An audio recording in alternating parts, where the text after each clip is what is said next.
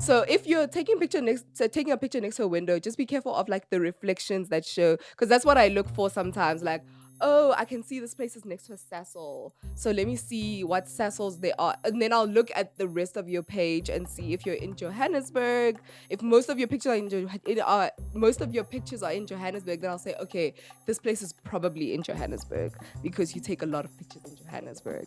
And then I'll see like a sessile in the window, and then I'm like, oh, let me see if there's a Cecil in Johannesburg. And that's how I narrow down, like, yeah. So, guys, be careful and never post a picture while you're still at the place. It's not safe. Don't post outside the Airbnb. It's a lot harder to find the Airbnb when all that I can see is what's inside, because that's not public information. That's not something that I can find like on Google. But if it's outside, if it's the building, I can probably find that. This one Airbnb, it took me, I think, 2.5 months before I found it, because I only saw the inside, but I found it. I stayed on Airbnb every day. I would go through Airbnb, checking Cape Town Airbnbs one by one. It started out as a hobby for Sharon, something she enjoyed and found she was good at. And knowing that you're right, when it finally clicks, I'm like, oh, yes! It like gives me this adrenaline rush. It's so much fun. It's so much fun. It's something that I didn't expect to take off the way it has, but it's something that's really close to my heart, because I feel like I'm actually making an impact and helping people. Thanks to social media platforms like Instagram, Sharon and other young creatives have been able to bypass the hierarchies in traditional media and entertainment and craft their own careers working with brands they love. Social media influencing can be extremely lucrative. It's also extremely competitive. When Sharon reached the point of burnout, trying to feed the algorithm's insatiable demand for content, she decided to switch gears and become part of the solution. Welcome to Golden City. I'm your host, Zanele MG, and I love a good story. This podcast is a collection of the greatest stories I've ever heard about the city of gold, Johannesburg, South Africa. In each episode, you'll meet a different Joburger who will tell you their own true stories in their own words. All the ups and downs, adventures, lessons, wins and losses that make life in Joburg truly interesting. This concrete jungle may not have mountains or beaches to compete with the natural beauty of other South African cities, but the diverse and amazing people who call Johannesburg home make this golden city shine bright. What a story. How do you feel about that? Tell me more. Did you guys know that an estimated 50% of all the gold ever mined in the world came from right here in the Witwatersrand? Johannesburg, the city of gold, came to be during the largest gold rush in history. In this city, the home to Africa's richest mile, money talks. Perceptionism is a huge thing in Joburg. Like, I will respect you based on how I perceive you. So if I perceive you to have a lot, I'll give you a lot of respect. But if I perceive you not to have as much as I do, then, because a lot of conversation in Joburg starts with, hi, how are you? Oh, what do you do? I feel like that's like a ranking conversation. Another world where perception is everything, Instagram. Sharon learned all about this when she became an Instagram influencer in 2020. I wanted to become a model, so I decided to take pictures of myself. So I started doing self-portrait photography.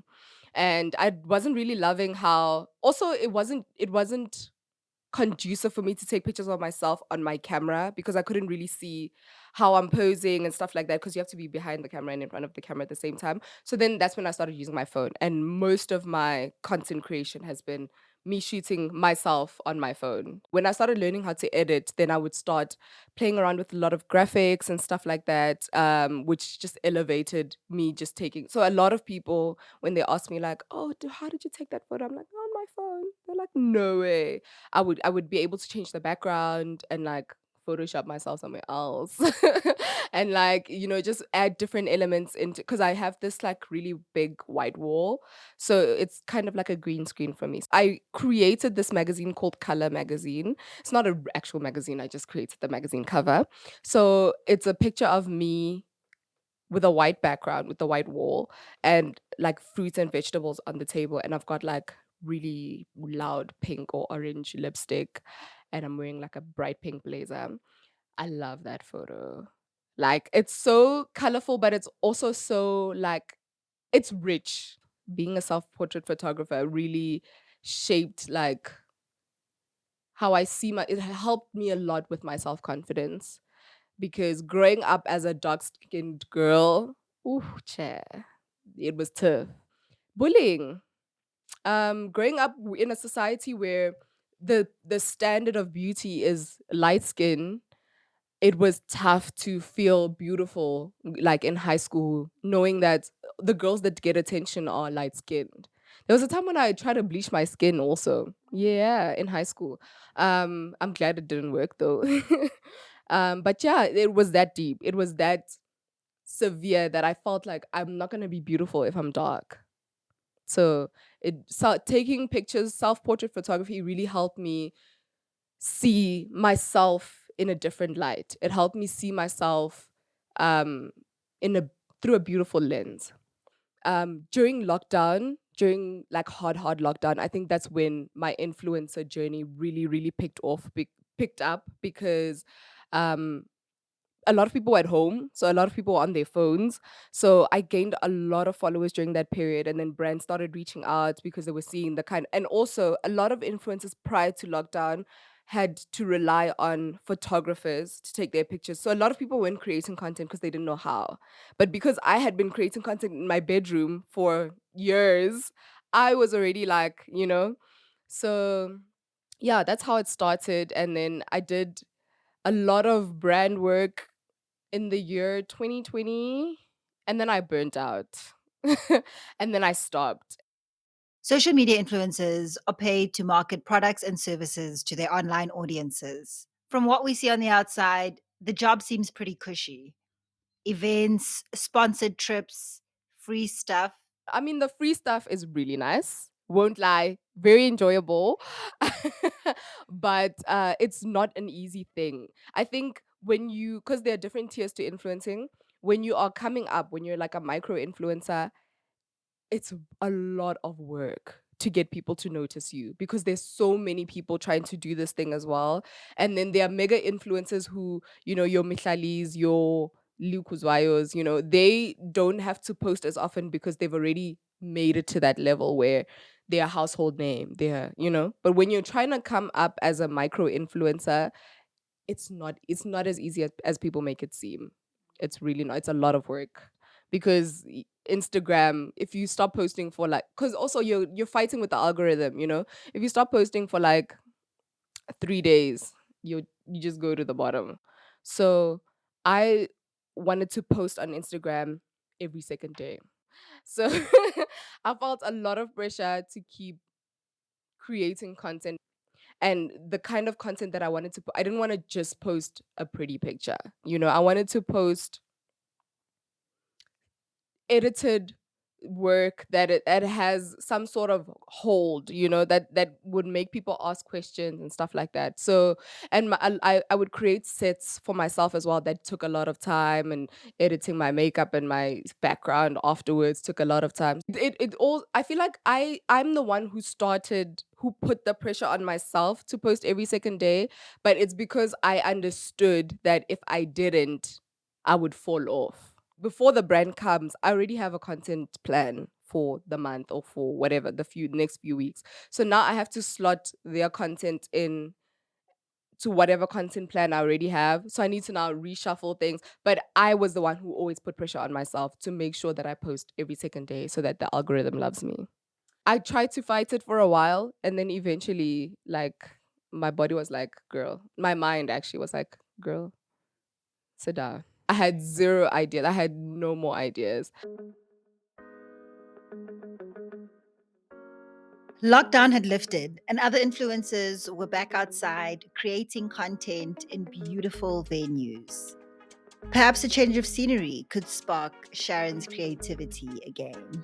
I started seeing other influencers taking photos at other places, right? So they would be taking photos, and I'm like, this is a really nice aesthetic. Like, this would really go well with my Instagram. I love this. Where is this place? And then I would go through the comments because I'm very shy, so I don't like to bother people by asking questions. So I would just like try and find it through the comments. Like, let's see if somebody else asked the question, because I'm sure somebody else has asked the question and I wouldn't find it. So then I'll be like, okay, let me ask. I'll ask and then either not get a reply, or sometimes some people are nice and they'll answer. But sometimes people are like, oh, I can't remember. Oh, um, someplace in Joburg, answers like that. And I was like, this is getting tiring.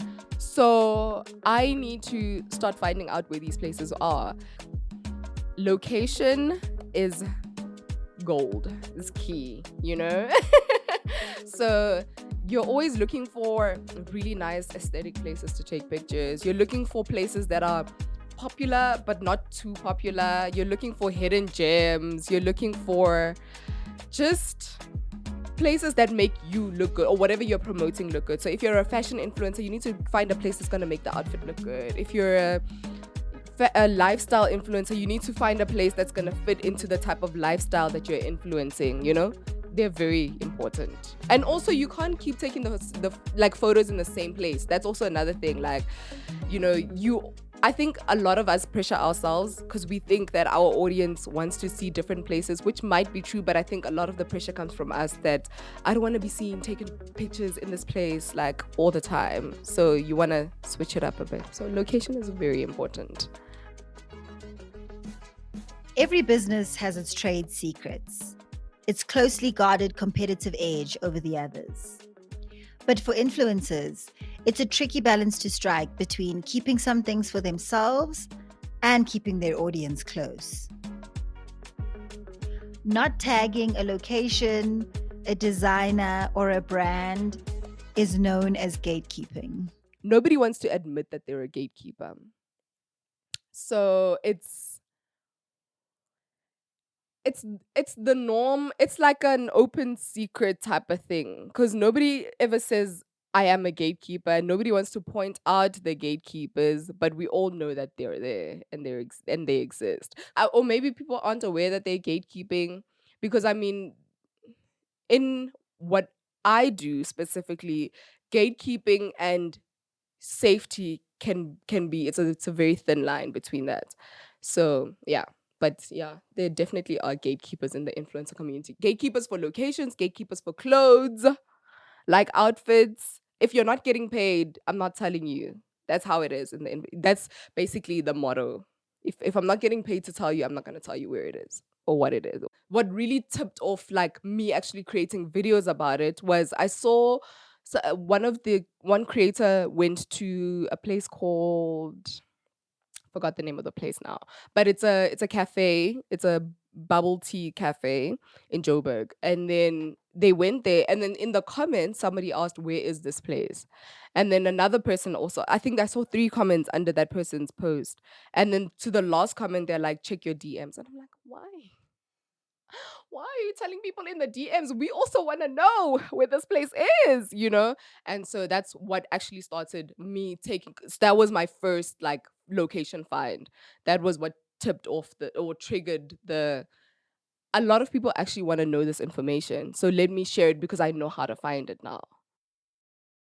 Using Google and her keen eye for background details, Sharon began finding these places for herself. She shares her findings on TikTok, where informative, entertaining content often outperforms pretty aesthetics. Instagram is very. It feels far away. It feels like arm's length, but where TikTok feels like I'm actually letting you in. So TikTok is more home, it's more friendly, it's more community. And Instagram is more like you're there, I'm here type of thing. I feel like on Instagram, everything is so curated and so perfect and so fake. Of course, a single frame can be manipulated to tell any story, which is also an opportunity for creativity. For instance, there was this wall that Sharon kept seeing on Instagram. It looked like part of a chic loft apartment somewhere downtown. Because I used to see this one influencer post that wall all the time. Like she's like a designer, so she would go there in like her different outfits and post. At some point, I thought it was an apartment building. I thought that's where she lived because I'm like, I've never seen this place anywhere. You know, It's actually at a small shopping center opposite a grocery store. the wall at Kyalami Corner. Wow, wow. Influencers, you guys have a really good eye because that wall, when you walk past it, you're just like, it's just a, because it's this big, but they make it seem like it's this. I don't know. That was for me. That was the most surprising. Like when I actually saw it, I was like, oh my gosh, this wall is actually not what I thought it was, but it looks so beautiful on pictures. So yeah, Then there are the straight up fakers. influencer culture is like flex culture.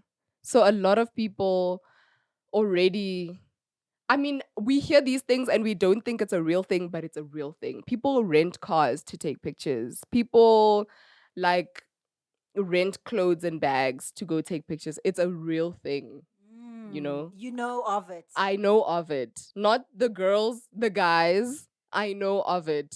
The men do that. Yes. They rent the cars. Yes.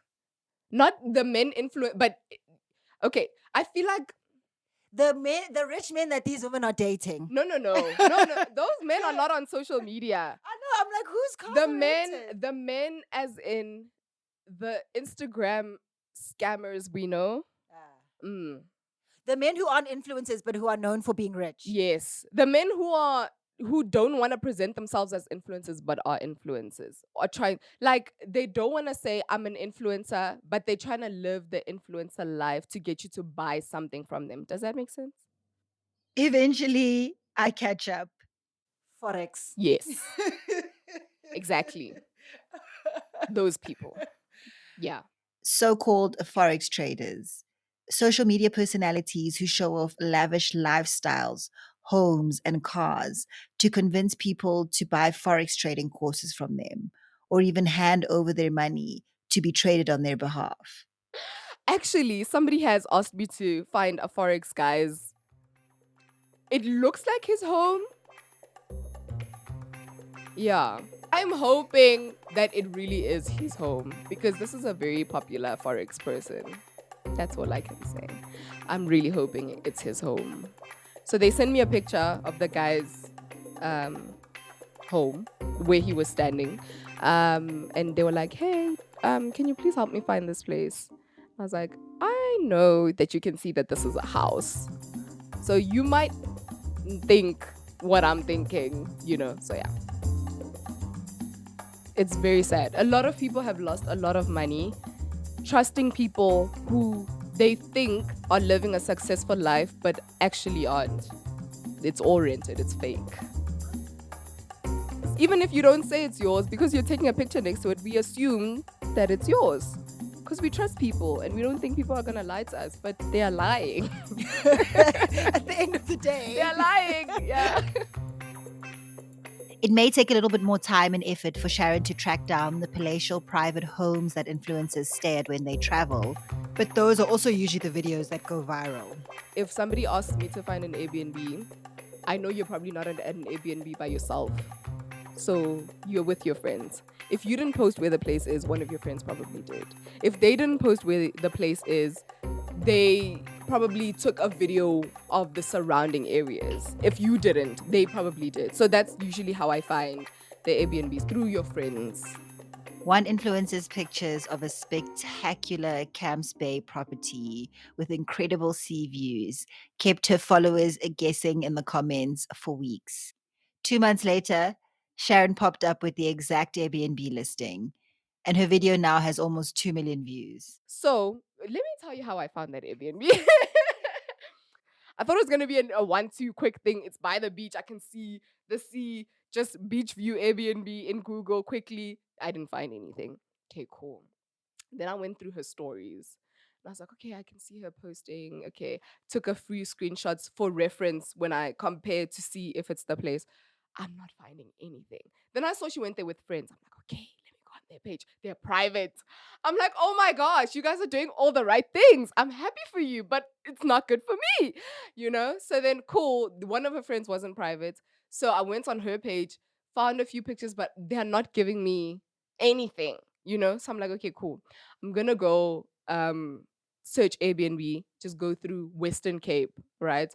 Then I went to filter it to beach view Airbnbs. So now I'm not finding anything. She posted a video of her at the Airbnb on TikTok. And then obviously people were asking where this is. She didn't answer. And then oh no, one person asked where this is, and she's like, oh, it's an Airbnb in what is the place, the area? Uh I can't remember the exact name, but I think let's just say she said Duncan Street. So she gave the street name that one of my friends booked for their birthday. I'm like, okay, cool. Search the street name on Airbnb. Still didn't find it. Then I'm like, okay, cool. I'm gonna go on Google and search the street name and beach view. And then I found another website that had the place listed. And then I searched that listing on Airbnb, and that's how I found it. Two and a half months later. If this sounds a little unsettling, pay attention to your social media habits and what you unknowingly share online. Internet safety is so important and people take it for granted, like how much information you're giving away on the internet. And because I find things on a daily basis, I see so many things that like I pick up on so many things that people do where I'm like, this is not safe. But I really can't emphasize enough, guys, be careful of what you post on social media. Like we give away a lot of information without realizing how much we're actually giving away. Definitely. Yeah. Which is why I always say never post a place if you're still there. Always post after you leave the place, even if it's an Airbnb. I know it can be tempting to like want to post stories and stuff like that, but you never know who's watching you. Do you? I mean, the people who follow you and who ask you for these places are not all Yeah. influencers, obviously. Yeah. So, what do you think the appeal is? What do you think they're interested in? When you Google places to go eat in Joburg, you don't find like the nice stuff. You know, you find the paid stuff that are on websites that were paid to be there. And some of the times you'll find the same stuff. You won't find like, you know, interesting new stuff. So I think that's also why people come to me because there's a lot of places that I've found that haven't been found by other people. Not everybody wants to influence, but everybody is always looking for somewhere to go eat. I've also got like requests that aren't necessarily please find this place for me, but a lot of people come to me for recommendations. Like I want to throw a sweet 16. I'm looking for a place like this. Do you know any places? I want to throw a birthday lunch. I'm looking for like a rooftop aesthetic. Do you know any places like that? So a lot of people also come to me for recommendations. I had a guy hit me up once. He was planning a trip, like a traveler's trip to Cape Town. And he's like, do you know, because I do activities as well. I post activities, locations, and now events. So he was like, do you know anything? Like, I want to put together an itinerary. Can you help? So people also come to me for that. So I don't check my message requests every day because it can get very overwhelming very quickly. The demand is hectic. Doing this has really shown me how beautiful South Africa really is. Like, we don't see how beautiful this country is and how many beautiful gems this country actually has. Like there's so many beautiful restaurants, there's so many beautiful Airbnbs, they're pricey though. Very expensive. They're very expensive, but we live in a very beautiful country. And before you want to go explore the world, explore South Africa. Because I can bet a lot of us don't know everything that South Africa has to offer. And does Sharon ever think about returning to the world of influencing, armed with the ultimate database of picturesque locations? Mm, mm, mm, I, no. I think I really enjoy where I am now and I enjoy the community that I've built on TikTok.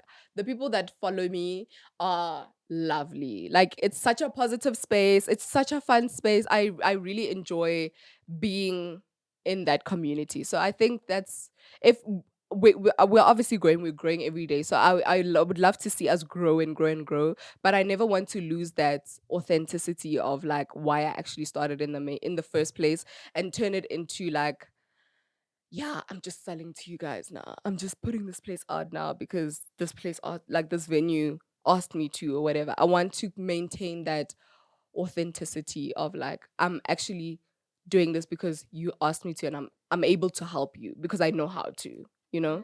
Yeah. So I think my influencer coat is up. I really want to go back into modeling though.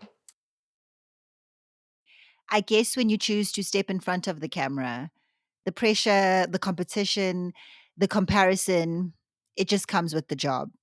It's a tough industry to break into. Yeah. So especially when you I feel like when you look I feel like I look like your normal everyday girl, you know? I don't have like special features that like make you stand out. I'm not too dark, but I'm not too light. You know, it's that whole yeah, so it's tough to break into an industry where you look like everyone else, if that makes sense. I don't want to get back into the rat race of like feeling like I need to constantly post and stuff, but I love taking pictures. Thanks to social media, creative people of all kinds, people the world might have never otherwise heard from, have been able to create their own platforms and change their lives. But the lucrative industry that continues to grow around social media personalities is far from an egalitarian ideal. Colorism, texturism, and I don't know what you call the body size one, but like me being skinnier than you makes me think I'm better than you. That whole thing, Like fat phobia. fat phobia, yeah, it's a real thing amongst the influencer culture because you can dress well and have like a really good fashion sense, but somebody whose face appeals to the standard of beauty more than yours does could get a fashion gig that you deserve because they are more pretty, or they're lighter, or they've got a softer hair texture. I don't know how they as in society or whatever, whoever invented these standards of beauty, get black women to pin each other against each other. I don't know how that keeps happening, but it keeps happening. Follow Sharon on TikTok at Sharon Munyai1 and Instagram at Sharon Munyai. You can also follow me, ZanelMG, on TikTok and Instagram. Thank you for visiting Golden City. If you liked this episode, like, follow, subscribe on all social media and streaming platforms. If you love this podcast, give us 5 stars. I'd love to feature you on Golden City. To submit your story, go to www.goldencitypodcast.co.za. See you next time.